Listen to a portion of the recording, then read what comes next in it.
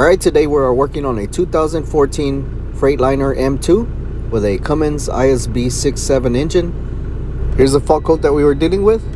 DTC 1894, the description, VGT actuator driver circuit. So the first step, we're going to check the VGT actuator circuit.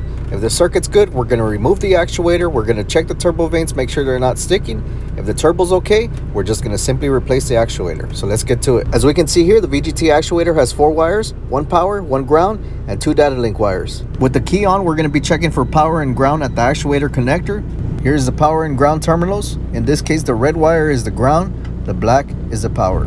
We can see my test light is lit up. Power and ground is good.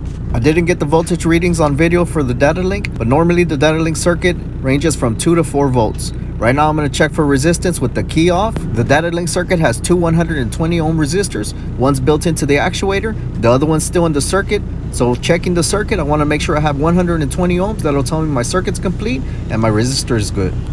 Alright, so the wiring's good. Now I got to remove the actuator to check the turbo. First I got to drain the coolant. Got the coolant drained, got the 4 cap screws removed. I unplugged the actuator. Now let's lift it off.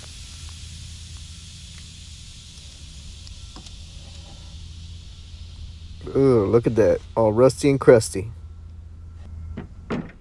Now let me show you how I check to see if the turbo vanes are sticking. Just grab this sector gear and move it. It should move freely like this. Alright, so the turbo's good. We just simply have a bad actuator, so we're going to replace it. But before we do, we're going to put the sector gear in the installation position. And if you notice here, there's a hole in the turbo housing and a hole in the sector gear. Those 2 holes are supposed to line up. And normally, when you replace the actuator, when you get an actuator kit, it comes with an alignment pin that you stick in there. I don't have one, so I'm going to use a screw. And I'm going to line it up, stick the screw in there, remove the screw. Then we will program and install this brand new secondhand actuator that was provided. So during the calibration procedure, you do have to plug the actuator in and leave it uninstalled. And the sector gear is already in the installation position, so now we're ready to go to the scan tool.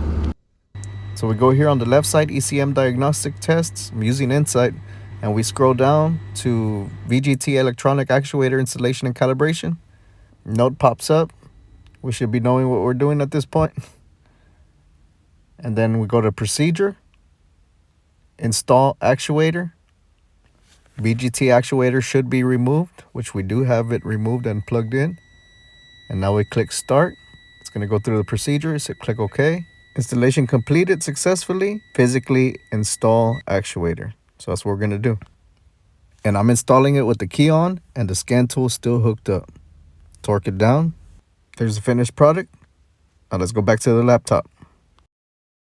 Now we change the procedure from install actuator to calibrate actuator.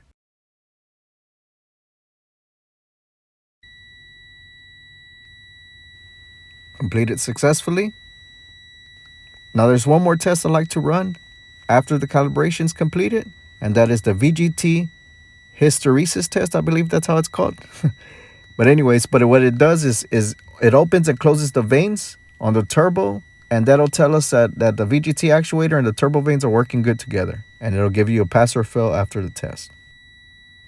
This test passed, so we're good to go. Now we can refill the coolant system. The best way to refill these coolant systems on these newer trucks is to vac and fill. So that's what I'm doing right now. I'm pulling a vacuum in the coolant system. I'm gonna fill it with coolant, and then we'll be good to go. If you enjoyed these videos, make sure you give it a like, comment, and thanks for watching.